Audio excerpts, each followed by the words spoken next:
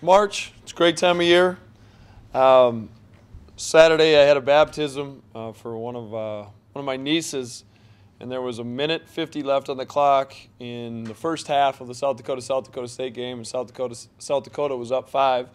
Shut my phone off to go to church and flipped it back on, and before I could check any scores, I had a bunch of text messages, and I figured something in our favor had happened. So very pleased, to get a conference title. It's a share, but for this group in particular, what we lost, what we had coming back, the transition of staffs, very pleased and very fortunate to be a part of this group. It's a special group, and this is a fun year we got going, and we're excited to keep it going, hopefully here as many games as possible down in Sioux Falls.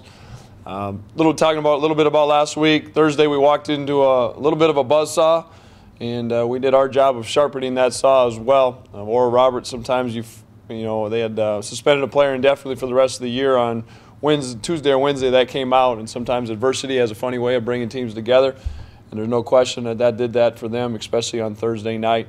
I talked about it a little bit on the radio afterwards. I thought that was the first time we had played like a first-place team. And what I mean by that is we've played all year like the 5th-place preseason team that we were picked with a chip on our shoulder. And we walked out there a little bit expecting like it was just going to happen instead of making it happen. But I think and hope it was a good wake-up call for our group going into this week of practice, first and foremost, and then obviously building towards Saturday night. I'll take any questions. Match it up with Denver. What went through your mind when you found it was them, considering how the 2 games have went with them? Denver is so unique, and obviously we've played 2 games with them. They both went into overtime. But you look at the conference standings, and I looked at the margin of victory between the 2nd seed and the 8th seed. It's 7. I mean, the parity in this league is ridiculous. I just got the stats for Denver, and their margin of defeat. Now they're the 7th seed, so their margin of defeat is 2 points this year. So we, whether it be Denver, whether it be anybody, we knew it was going to be a formidable challenge, and we're excited to have the opportunity to play on Saturday, and if we're fortunate enough to beat them, to have that day off. But we're going to have our hands full.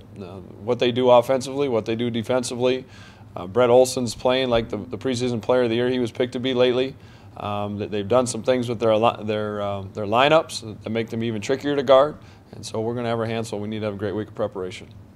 Cliche, and you hate to ask these things, but people always like to bring up, are you kind of glad you got that win, that loss, that gut check heading into this? Do you kind of see it in their eyes again, kind of reignited? I'm a greedy guy. I never like losing. But I hopefully, if it does anything, I think you can sometimes win and do those same things. And with what we had on the line, it was a little disappointing. But again, let's give a lot of credit to Oral Roberts. But yeah, there's no question. I think anytime you go into the Summer League tournament, you're going to have great focus, or you should, if you got the right guys in the locker room.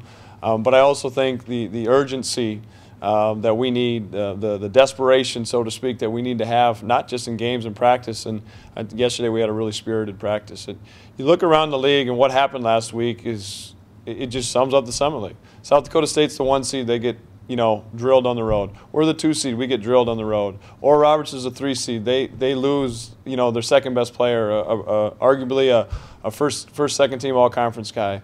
Fort Wayne's the 4 seed. They lose at home to an Omaha team that struggled this year. South Dakota's the 5th seed, and they get drilled at home by Denver. So hopefully it's a wake-up call, but I'm sure it's a wake-up call for all of us here. So.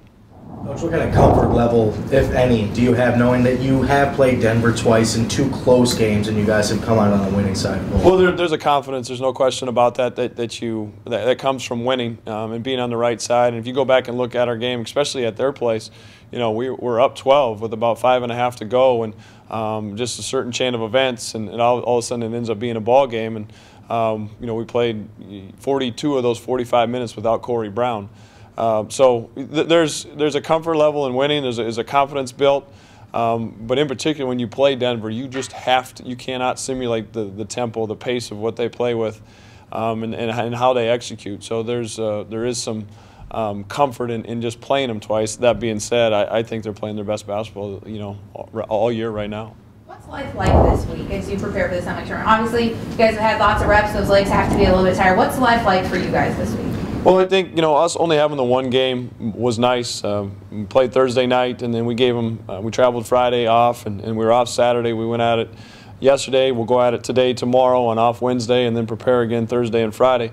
We just try to keep as normal a routine as possible. That all being said, and I was one of the guys that raised their hand yesterday in practice. I said, who wants to go play Denver right now in the start of the Summit League, right now? And everybody's competitive. We want to play right now. That being said, we're not, and we can't, and so we've got to prepare and prepare diligently, for a big game, obviously Saturday night. Coach, it's going to be new for everybody playing in a brand new building. You've been there.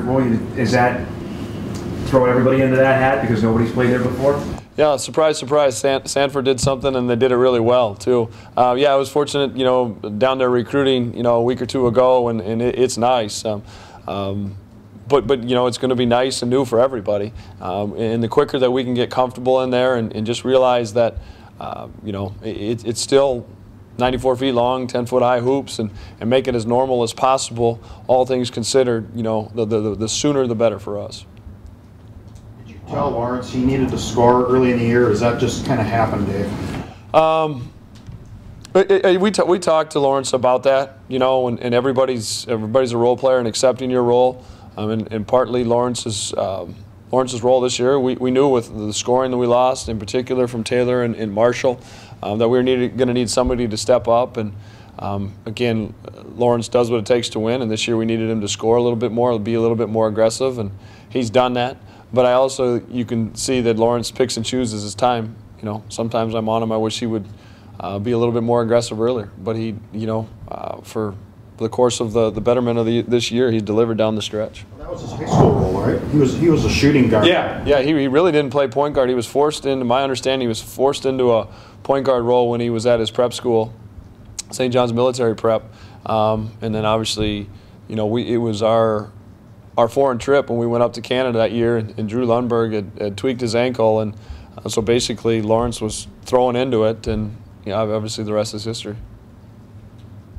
Lawrence talked last year Summit League tournament. He said he really didn't have the greatest performances. He had much of a chip on his shoulder. Talked a little bit about this year, about performing when it comes to this year.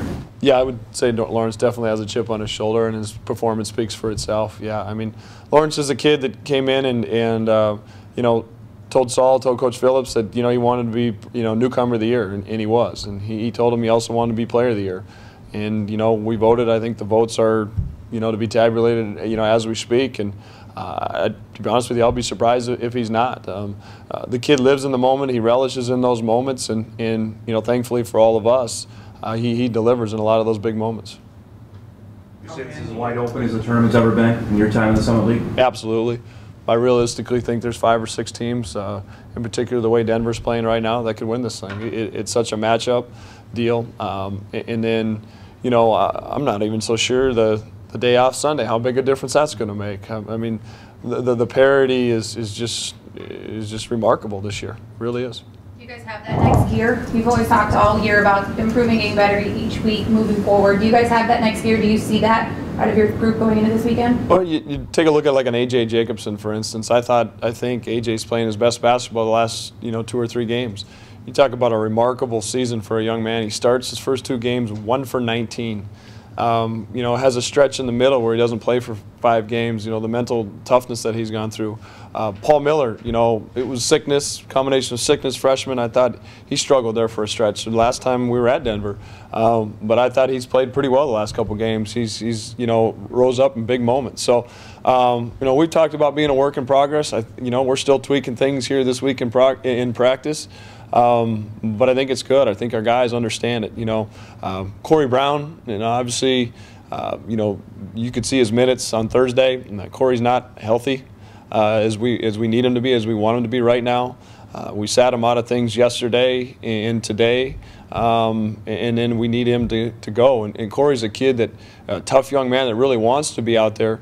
But at some point, I've got to make a decision that, is him wanting to be out there thinking he's helping the team, is that actually hurting the team? And so that's where we've got to get him locked in here Tuesday and Thursday to just really see where he's at. Still the knee? Yeah, still the knee. And then my understanding is while he was rehabbing the knee and limping around and crutching around, overcompensated for some things and kind of tweaked an ankle, and and then this morning I got a call, and he was in a little bit of a car accident and bumped his other knee. So it's kind of pretty much status quo for Corey right now. But you know, I really truly believe come tomorrow afternoon, and then you know we'll take Wednesday off, and Thursday and Friday.